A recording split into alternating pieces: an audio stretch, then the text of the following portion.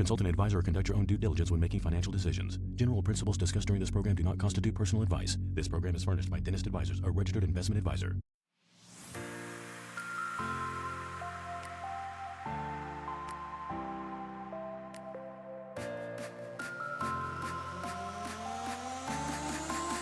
And welcome to another episode of the Dentist Money Show, where we help dentists make smart financial decisions. I'm your host. They've called me Sir Ryan Isaac. That's fine.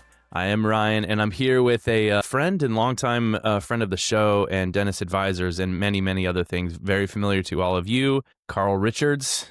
Hey, Carl. Thanks for being here, man. How you doing? Yeah, Ryan, super excited to have you. I'm glad to hear that they've called you Sir Ryan.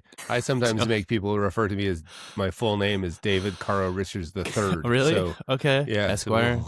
Yeah, exactly. The Sir actually, so the podcast turns 10 years old, maybe this month, maybe next month. And the Sir comes from something that I didn't ask for. If it sounds familiar, from Reese Harper, if that sounds like a Reese thing at all, It comes from Reese. He would just call me Sir Ryan Isaac and make jokes. I don't know why. There's nothing knightly about me or regal.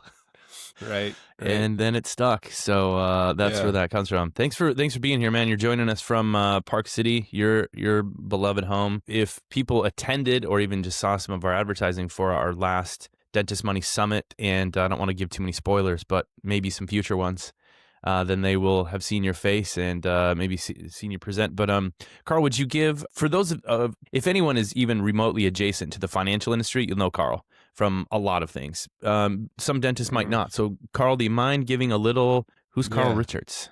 David I would assume most dentists don't. So I started in the financial services industry, speaking sort of really broadly, 25 years ago at Fidelity Investments, and then, moved to a big brokerage firm, and then started my own independent RIA firm and ran that for years. And at a certain point in in a client meeting, I remember, in fact, I remember who the clients were. Actually, I was trying to explain a concept to he was an ER doctor and she was a technology sales rep. So super, super smart, super successful, both of them. And I was trying to explain a concept that I thought was really important for them to understand for the decision we were about to make. And I was just getting blank stares. And this has happened before. The blank stares had happened before with other clients, but this is the first time it dawned on me that I just had this sudden realization, these are very smart people. If they're giving me blank stares, it's not their fault, it's mine. And so I thought I was good at explaining things, but so in an act of desperation, I stood up at the first time ever I'd ever done this. I wasn't a doodler in high school. I have no art background. Okay. I stood up and sort of tried to just draw, explain it, diagram it. Yeah. And I drew some circles and some squares and an arrow or something. And they said, "Oh, we get it now." And I didn't make any grand conclusion other than that's kind of cool. And I thought, I'll do this again. I'll just do it next time. I could do this next time a client asks. So that led to, a couple years later, the New York Times asked me to draw those sketches for them in a column that ran for every week for 10 years. And somewhere along the line there, I decided to sell my investment business and just focus on writing books and talking and podcasting about how to think about money. And so there's 2 books. The third, actually, on the day we're recording this, is publication date, October 21st. And so 2 or 3 books later and thousands of conversations about money, I'm still sort of endlessly fascinated by this thing we call money and how we can get our hands around it. So that's the background. Thanks, man. Well, we're going to jump into a lot of this. I want to go back to some of that story. What do you think, where's the deficiency? I think the experience you had with your clients, very highly intelligent people, clearly very successful, have, a lot of education and experience, kind of having the blank look during financial money conversations. It's probably nuanced. It's not something we're taught a lot about. It could be the person delivering the information, the teacher. Sure. It most certainly is the industry. What do you think it is about that conversation and the disconnect that happens? Are there emotional barriers? We just can't access some things about money. What do you think that is? Because that's a very common thing with a lot of people, and and also with very intelligent, highly successful people too. What do you think is going on there? Yeah, I mean, I think 2 things. One is just that the industry, the financial industry, has often seen complexity as some sort of sign of intellectual prowess, Mm. or nefariously uses complexity as a sales tool. I was just gonna say like a weapon, complexity like a Yeah, weapon. like sort of dig a hole, throw the client into it, and look down Mm. and say, "I'm the only one with a rope." And Oh. that's no good, right? That's not Mm. that the clients don't like that, humans don't like that. It doesn't need to be that way, and that's a confused assumption about what it means to be valuable and smart. So the financial services industry thinks like the complexity makes them valuable and smart, and that's just confused. And really good financial planners do this too. We just get a little confused about it. And then the second reason would be the second reason that happens is because we just kind of forget. Like I've been at plenty of dinner parties where everybody else was in fact, I used to spend a lot of time around emergency room physicians because I had a bunch of them as friends and clients. And I've been at parties where they're talking and I don't understand a word they're saying, and So I feel going to the dentist when they show me the chart. I'm like, see on number 12 and this. I'm like, I don't know. I think all professions do this, where you Mhm. just kind of forget that somebody doesn't really understand exactly what it means when you say certain words. But then there's another piece of it that I think is even more important, and that piece is we might even be talking about the wrong thing, right? Like Mm. we expect money. There's a part of this that it feels like it's really hard to understand, even this technical piece, but we expect money to be always about calculators and spreadsheets. It belongs in the math department, because if we were taught anything, that's where math, Yeah. like anything, any money thing was math. It was Mhm. calculators and spreadsheets. And then the really hard part to talk about is that you bump up against these weird feelings where, I just opened the American Express bill. Why are we suddenly fighting? Mhm. Mm. And, we expect 2 + 2 to always equal 4, but 2 + 2 never equals envy. Mm. And I Mm. think it's unmooring when you're like, can we talk about how to fund what we think about funding our kids' education? And suddenly you're in some weird land around values and feelings because one of you says, no way. I mean, I worked my way through Yeah. dental school. I paid for it myself. We're not giving them a dime. Yeah. And the other one of you was like, wait, I thought we were prepared to pay for the best school they got into. Mm. And suddenly it's not just a conversation about a spreadsheet. It's a deep-seated value.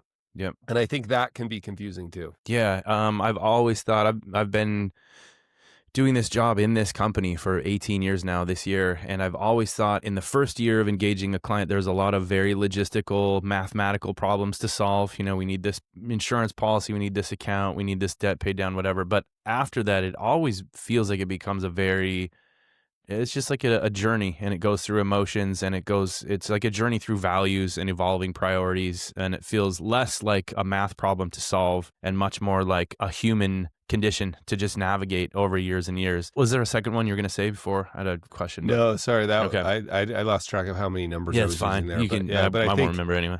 I think Fine. particularly like the math side of finance is hard to understand because we use complex language. Yep.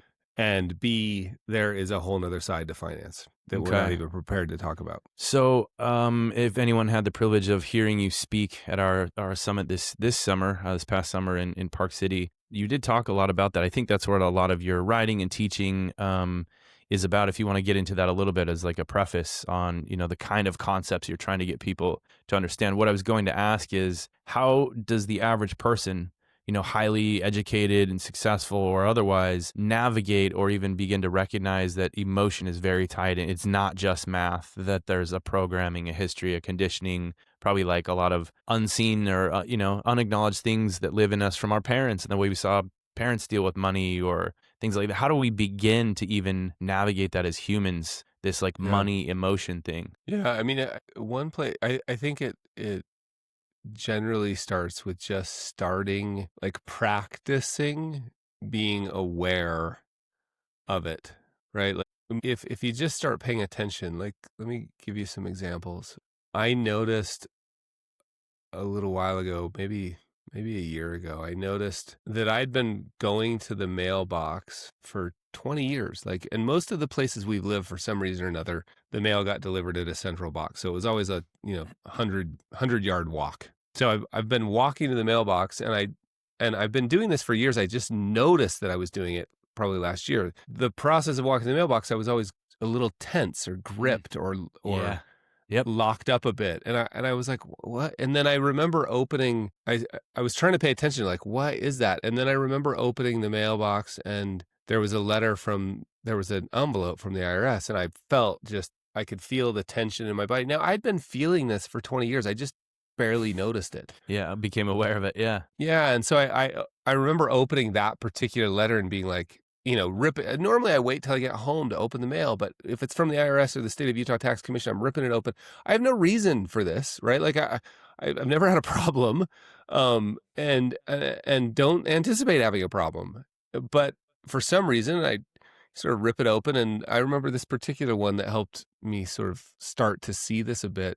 It was a change of address request, so like it was benign. Most benign. Yeah.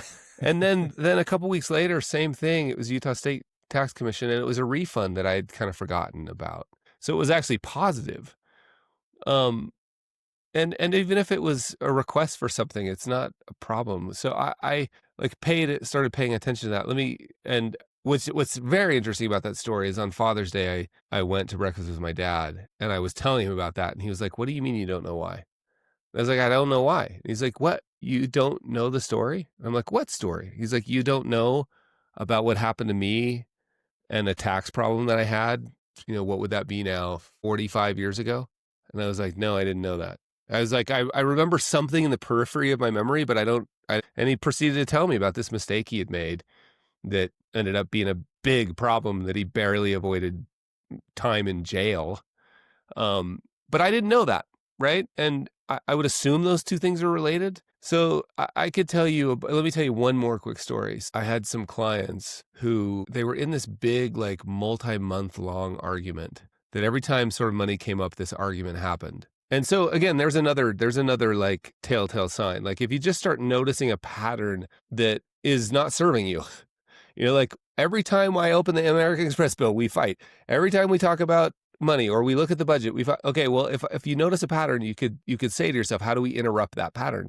So they were having this multi-month sort of argument every time money came up about getting another car. And he was really frustrated because and he even called me and told me, he's like, "Look, my wife doesn't care about, brand. She dresses great, but she doesn't care about brand name clothes. And our house is nice, but she's never been particularly worried about it being the nicest house. Like, I don't understand what this deal is with this new car. Like, I don't understand it." And as we talked through it, and over the course of a couple conversations, he finally just asked, crazy idea. Next time it came up, they were in the middle of this argument, and he just, "I don't get it. I don't get it." Like, and he said the same thing, like clothes and house, and I don't get it. Why is this so important to you to have a new car? And she was like, I'm so sorry. If I said new, I didn't mean new. Let me tell you, when I was 12, I remember my dad always drove old cars. And when I was 12, I remember pulling up in front of the middle school and getting out, and the car wouldn't start. And all the kids were getting out of the bus. So there was like all the kids there, and it backfired, and everybody looked. And I remember being stuck out on an old country road, having to walk 2 miles, and my dad being upset about it, to walk 2 miles to the payphone. Like she went through this litany of memories, and she was like, "I didn't say new, I said reliable." Right. And so every time I tell that story, I can feel empathy coming into the room, and he was like, "Oh," right. So if you understand those stories about a spouse, a partner, a child, a friend, your conversations are different, right? Like, and one way to start that is just simply, I've been playing the guy who writes about money and feelings in the newspaper for a very long time. And I had never asked my wife. So a little while ago on my podcast, 50 Fires, I actually had her on and interviewed her. And I asked her about her first experience memory of money. That was after 27 years of marriage. So that's a good entry place. Jeez, yeah. Next time you're with a spouse, a friend, a partner, just say, "Hey, I was listening to this crazy podcast and made me think, like, what's your earliest memory of money?" Mm. And then if you're feeling brave, you can say, "Oh, tell me more about that." Or, "How did that feel?" Or, here's another one you could try. This is graduate level, but you could say, "Hey, in junior high," because that's where all the angst happens, right? "In junior high, were you one of the rich kids or one of the poor kids?" And when somebody tells you, oh, we were solidly middle class, here's the key question. How did you know? Because if you get a story about how did you know, like, oh, I only had one pair of jeans. This is one that somebody told me. I only had one pair of jeans and they got grass stains on them. And I had to wear them the next day because I forgot to wash them. And the girl that I really liked, who was, we were starting to be like boyfriend, girlfriend in junior high, was like, you only have one pair of jeans? Yeah. And didn't talk to me again. Core trauma forever. Yeah. Yeah. So again, I think the long-winded answer to your question is you just start paying attention to it. Like, for all the, like, and this isn't necessarily a gender thing, but I find that a lot of men relate to this idea of being hyper vigilant and hyper aware and worried that tomorrow's the day everything will go away. And of course, I've had this conversation with women, but I'm just saying from my perspective, I notice this hyper vigilance, hyper awareness. And well, if you notice that, like that there's a lion in every bush in your life. Yeah. Right? Start paying attention to it. That's it. Yeah. I'm hearing a couple invitations, obviously for a broader audience in their conversations at home. This would most definitely apply in the dental practice with your partners and associates, with your team, which is a whole different dynamic inside of a business. But I'm also hearing, an invitation for us as financial advisors to continue to push and explore on those things, especially as client relationships go on for years. Why are things happening, and to dig into that. Would you have any advice for how someone, no matter if they work with us or have advisors elsewhere, how they might work to explore those things with their advisors? Could be their CPA, could be their financial advisor. Is there maybe a tip when they go into meetings, when they think they're talking about investment performance that quarter, that they can dig deeper? Is there anything that would be helpful? Yeah.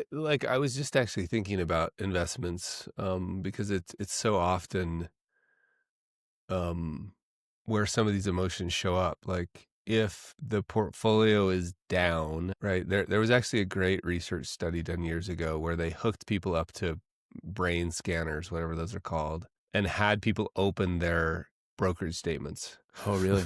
Yeah. Oh my gosh, And it just sounds like a crazy experiment. But it does sound insane. when your brokerage statement was down or red, you process that in the same part of your brain as you do mortal danger. So sort of where I'm from, like a grizzly bear breaking through the window. Yeah.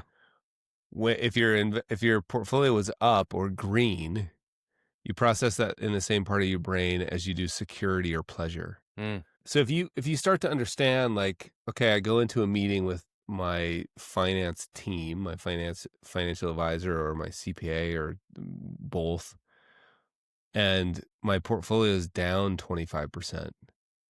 Like that feeling that you're having, it's just interesting to pay attention to it, right? Like, is the portfolio designed in a way that was based on your long-term goals and values? Is the portfolio designed in a way that the last thing you should do is sell? You know that rationally, all the facts and figures will tell you that, but you're still feeling that way. Well, welcome to the club, because there's a reason you feel that way, right? You process that in the same part as your brain. Like you're going to run out of resources, right? You're not going to have any more food. You're going to die. So like that's what's going on. Needs. Yeah, you can't eat, no shelter. Yeah, so I think if you just start noticing that, and then any conversation around, life insurance, this comes up a lot. Because in a life insurance conversation, I mean, if you think about what you're doing. Every time I have this, I think this exact thing. Yeah, like a spouse, you've got, if you're with a spouse or partner, you are literally putting a value on people's lives. And often the value is different just for economic reasons, right? Because the as far as I'm concerned, this whole purpose of life insurance is to replace an economic loss.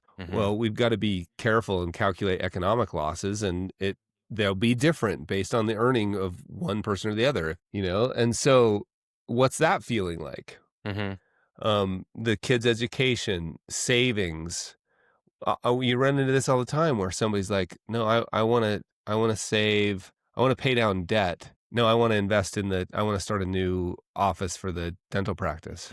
Yep. Right. And what's that about? Like, and that can turn into an argument that, so anytime we have like these competing values, pay down debt, invest for the future by opening a new office. Yeah. Right? Those are competing values. If we can just start exercising the ability to ask what's underneath it. Because both of you pay down debt and open a new office are probably pointing the same thing, like financial security for my family. Mm-hmm. And if we can get to that, now we can have a third way conversation. Right? Like, Yeah. I get it. You want to be in a place where you feel secure. Security. So do Yeah. I. Right. So anyway, I think that's one Mm. way you can do it with when you're meeting with advisors or planners, is just to get really clear. Like, one way to think about it is, what are you trying to solve for? Because that presenting problem or thing you're trying to solve, there's always something underneath it. And if we can get clear about what's underneath it, we can have much better conversations. Love it. I want to get to the new book that comes out today. Published today? Ships today? Is that the right word? Published Ships. today, yeah. Published The today. public has it. In the past, you've written, speaking on this subject, a lot, or you've written and drawn and spoken, a lot about the effects and consequences of taking action, financial decisions under the influence of these emotions without being aware of them or why they're happening, where they come from. Do you want to speak a little bit to the impact that that can have, our behavior, the impact our behavior, sometimes subconscious behavior, has on our financial outcomes? Yeah. Let's just talk about this as it relates to a really common feeling around money, which is fear. Okay. We could also use greed, either way, but Yeah. with often a lot of what we're trying to do, save more, risky investment behavior, like the this is slightly stereotypical, but the dentist who wants to open a restaurant. Yeah. Sure. Dentists and doctors are famous for that idea of like opening restaurants. But why? Well, because it's a chance to make a bit more. Why do you need to make more money? Probably there's some feeling underneath of like, someday we just need more, right? Someday this will go away. And I think if we start to understand the big dilemma, as you pointed to, is when this is subconscious. And I'm going to paraphrase the quote, and I can't even remember if it was, I believe it was Freud, who said, until we make the subconscious conscious, it will direct our lives and we will call it fate. And so I think if you can start to understand, particularly fear, like, wait, am I making this decision out of fear? This investment decision, this spending decision, this saving decision? If I'm making it out of fear, then I probably do want to create a little space between the stimulus and the response, right? Like, I see something on the financial pornography network, somebody's yelling and screaming about how we should all get out.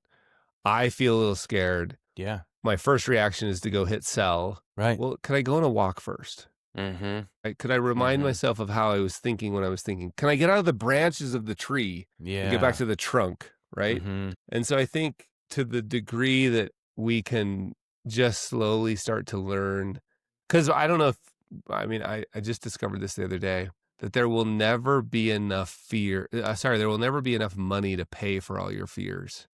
And that's another thing we could talk about, is like jobs we've given money that it can't do. But if we can just at least be aware of what's driving our decisions, okay, so there's a lot of this challenge in, I had one of my early emergency room doc clients he lived in a nice walkable community in Salt Lake. These were houses that were 1,800 square feet. Yeah. We lived next door to him. He was always telling me about how all his doctor friends were like, when are you going to buy your doctor house? Yeah. Okay, so if I'm going to go buy a big house, it's just helpful to get clear. It's okay if you want to do it because your colleagues all have them. That's okay. Just be clear about it. Yeah. It's okay if you want to do it because you feel like it's important for the kids to all have a walk-in closet. That's okay too. Right? But just be clear about what it is and why you're doing it, is how I would. The unconscious part's the problem. Like, it shows it's, in spending. Like, how did I just had the thought that I wanted that thing and Amazon delivered it. Like, how did that even happen? I know. Yeah. Right. So like, so much of our spending and our investment decisions is just on autopilot.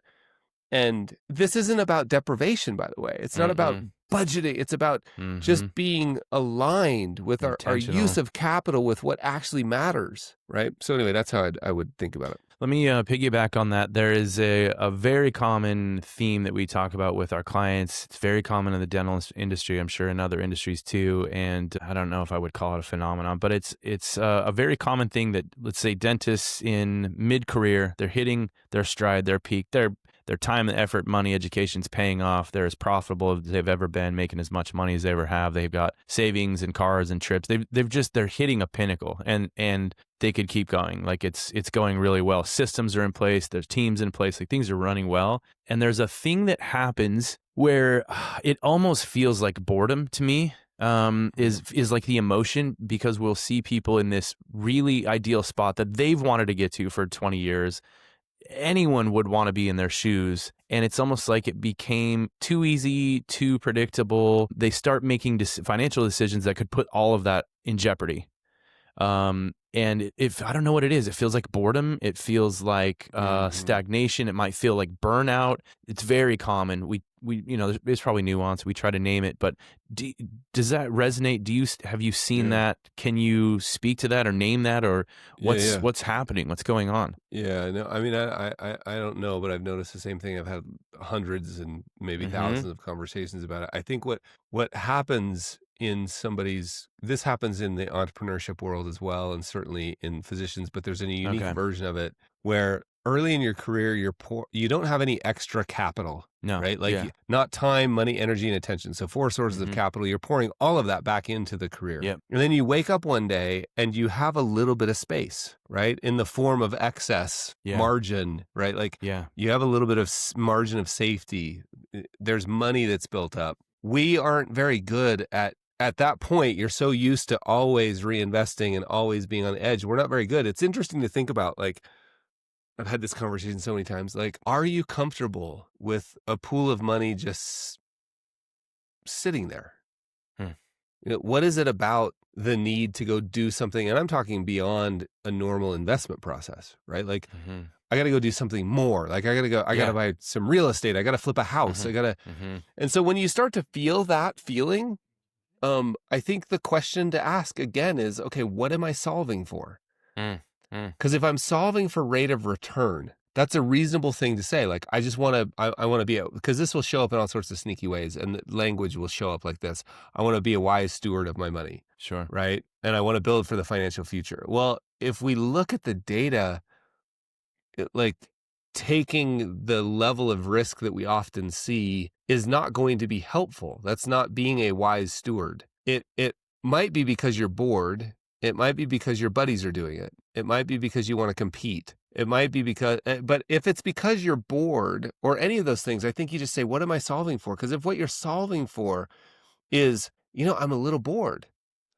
Well, there's different ways of solving that problem. Like, I often talk about, like, get really clear about where you're getting your kicks from. Yeah. Because if you start mixing investing in entertainment, it's fine, but there's cheaper ways of getting entertainment. Yeah. And so, like, that was the very first column I ever wrote for the Times, actually, was a Venn diagram that said, one circle said entertainment and the other circle said investing, and the overlap was labeled a bad idea. Because it turns out, like, the best way to get a great rate of return is to do almost nothing over a long period of time. Yeah. But, like, how about this? I just want to drive this point home, because I know so many people are listening are kind of like me, which is like, that can't be true. Buffett. Buffett's my favorite quote of all time. And there's a lot of good Buffett quotes, but this is my favorite of all time. The hallmark of, just to set, like, this is arguably the greatest investor to ever live. The hallmark of our investment process is benign neglect bordering on sloth. The hallmark of our investment process.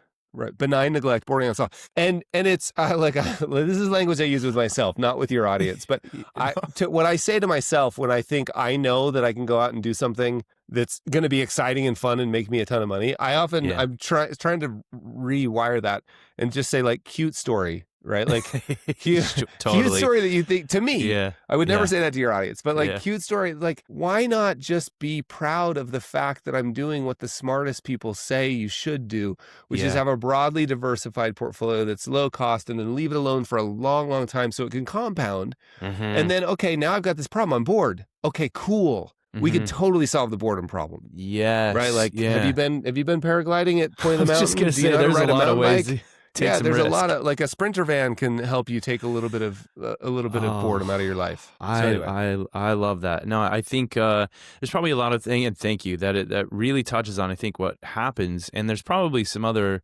factors like, an entrepreneur, a person who's been grinding for 20 years out of school and debt and, building a company. We probably get used to how hard things are, that when things don't feel as hard anymore, we need them to feel hard to feel worth it. Yeah, something's wrong because it's not hard anymore. It's kind of like when you meet when you have like a runner friend who casually runs like an easy 20, every morning just to and you just we just adapt so well. So, we just adapt to our circumstances and then continue to look for ways to feel pain. Or comfort. Maybe pain is comfort sometimes. But yeah, I think it's very easy and very easy to get tricked or trick yourself into the idea that if something is simple and easy, it must not be working. Oh, okay. And it needs to be more complex. And then on the other side, I think a lot about the and I remember writing a bit about this early on, this sort of doctors, I don't know if dentists refer to it the same way, but medical professionals that I had conversations with often used to refer to this as the caged lion effect, that right out of residency, suddenly making first chunk of money, just go on a spending spree because they've been eating ramen forever. For sure. Yeah. But I think this idea of when you finally get to the place where there's a little bit of excess, we need to get better at being okay, right? Like being okay with a little bit of slack in the system. Because if not, you're going to be a broken human. And we know all those stats from the dental profession, right? And so I think just being like, wait, what if I just took the foot off the gas just a teeny bit so that I can keep, by the way, what we're most interested in is meeting your lifetime goals, not your first 45 years of lifetime goals, but your lifetime goals, which will probably be, 85, 90. And if in order to do that, we got to have a little rest and recovery in the system, or else you're just going to end up a broken human. And again, it's cute to think that you're immune to that when all the stats show that high-driven professionals fall prey to this all the time. Yeah, I appreciate that, man. It's an ongoing discussion we have with clients among our team all the time. Let's get to your book. What's the title of the book? That's just, today's the date. It's October 21st, 2025. Tell us about the book. You've done a few books before this. How long you been writing for? Well, I remember. 20 plus years. I mean, yeah. Let me, Ryan, I just thought of one thing I just want to mention about that last topic. There's this tendency to think that we'll be the ones to prove the Buffett quote wrong. Mm-hmm. Yeah, we like right? to And think we're the exception. that's a beautiful thing that leads to success, and winning mountain bike races, and that this desire to be, sort of far above average. Mm-hmm. Yeah. And I think it's just important to understand. I almost feel like you have a fancy feelings budget. Like you can't be far above average in everything you do. And investing's a completely different animal anyway. Like there's some structural reasons why taking par, like if you got to play against Tiger Woods and you could choose to take par, almost everybody would just take par. You know what I mean? Or try to beat him. Yeah. What did you prefer? Do you want to try to beat him, or do you want to take par? Yeah. So, but here's the other thing that's really interesting. Almost every older, like nearing or in retirement dental or medical professional that I've talked to would gladly trade just having their money back for the broad experience of their investment experience. So like if I could just have not lost money on that spec home, and if I just wouldn't have started that car wash, and I just wouldn't have done that, like if I just had been boring, right, and built a portfolio and stuck with it, and my business, by the way, that's a lot. Like, okay, you're going to run a super successful business, right, and you're going to try and do the thing over there. Yeah, like you're much better off taking all of that energy, super successful business, and rest so that you can be your value. I actually wrote a paper on this once. Your most important asset is the present value of your future earnings. In other words, your ability to continue to earn is your most valuable asset. Yes. Yep. And the longer, if you can add 5 years to that of healthy, happy earning, that's the best thing you could ever do. Like, that's worth more than any car wash would be, or a restaurant success. So Yep. I think the idea of like barbell structuring your risk, like I'm going to take a bunch of risk in my practice. I'm going to build that.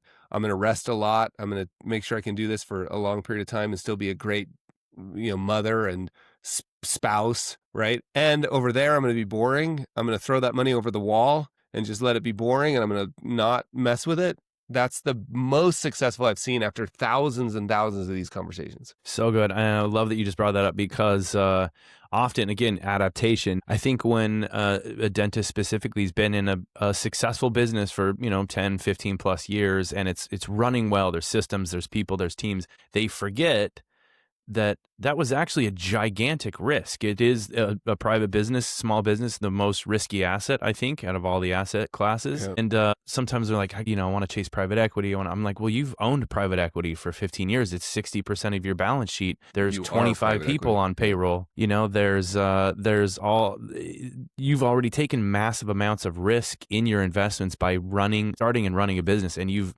done it successfully. And now it is you as the asset. It's paying you like this. I love what you said too. This relates to burnout, which we talk about with our audience a ton as well. Is I would rather see a client build a life in a way that allows them to work for a long period of time. They don't have to do it 5-6 days a week like they do out of residency, but the asset of like a potential income, of earned income of some kind, is just massive. It takes so much pressure off a portfolio, even if it's you've got.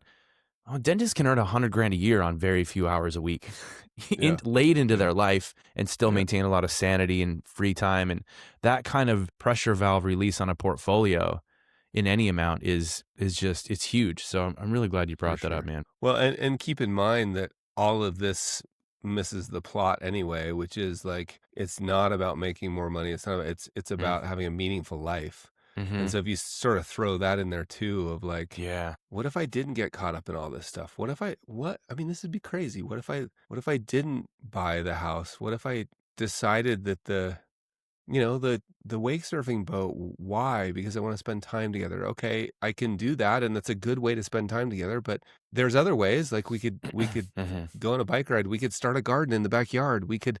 So it's just fun to start thinking about like, what is my dream? Not the dream I saw on Instagram, and not the dream that my partner has at the office, but what's mine? And you see those occasionally. You see they almost feel countercultural, right? The dentist that's driving an old car because he's like, it's good enough. Yeah. You're just like, what? Are you allowed to do that? You're making the rest of us uncomfortable. I love when I see that. Yeah. And again, if cars are important to you, that's totally fine. But I've got a buddy who makes crazy money. He was a valet in Los Angeles when he was young. And so he feels like he should be a car guy, and everybody tells him he should be a car guy. And he's like, I have enough money that if I want to be a car guy, I could be a car guy. He's like, but I every couple of years I forget that that's other people's dreams. And so I decide to run a little experiment. I travel a lot for work. He says he goes to the Hertz counter once every couple of years and is like, you know what? It costs an extra $200 for the day.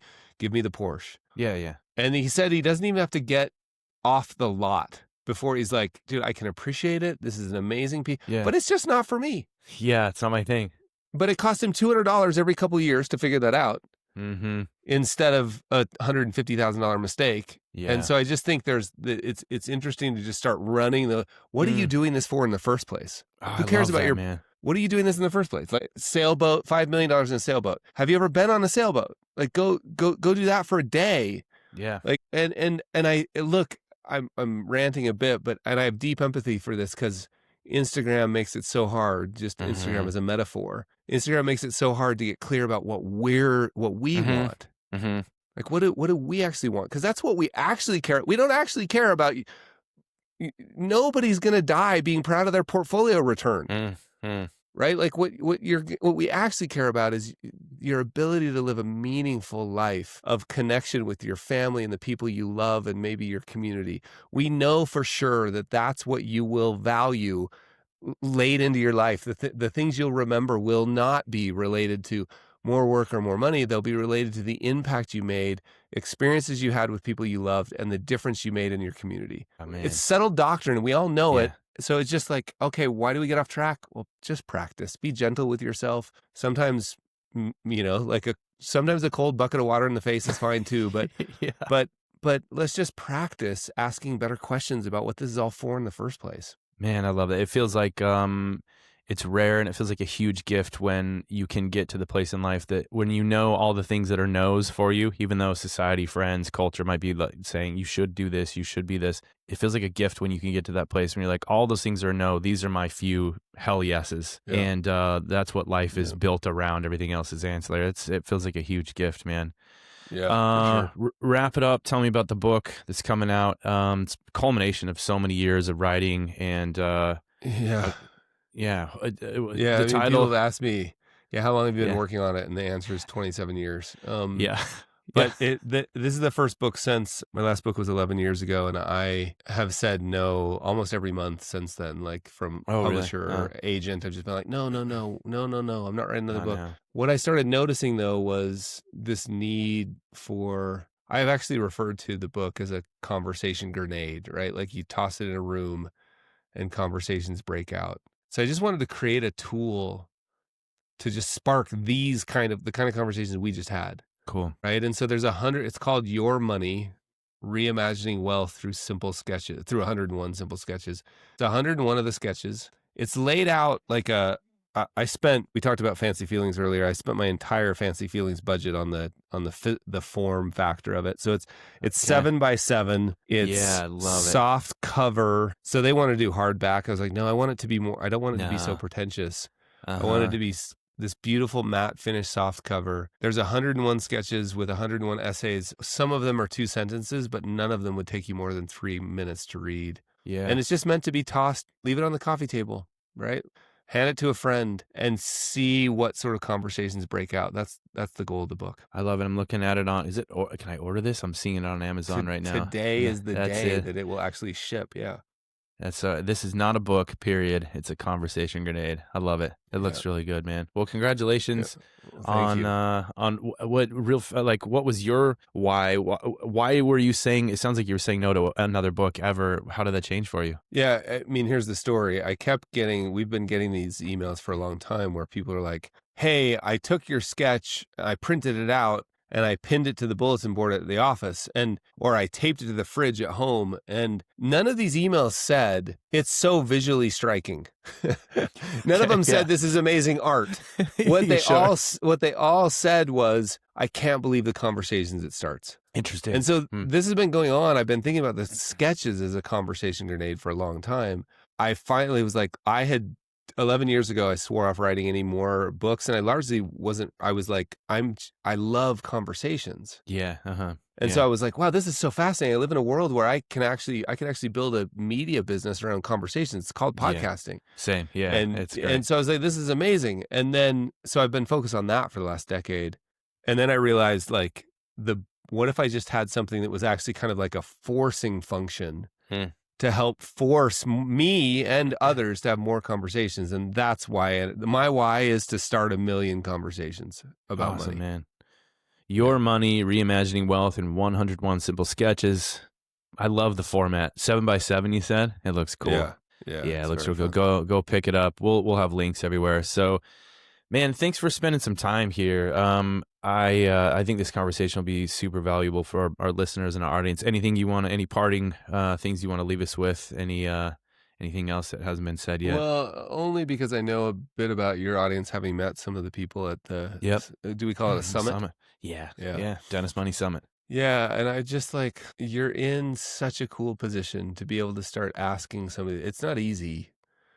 Your position doesn't make it easy, but it just might make it possible to start asking some of these questions about what's it about, right? Like what's it for? And by the way, none of this is soft. Like you better believe you're making smart portfolio decisions. And we want to be serious about how we're spending and saving. And there's a whole section in the book on spending, all of this stuff. But what the real hard work, the scary work, the You want to take some risk, sit quietly in a room and try and figure out why you're doing this. Yeah. Right? We've all conquered out there. We're scared to death to go in here. Yeah.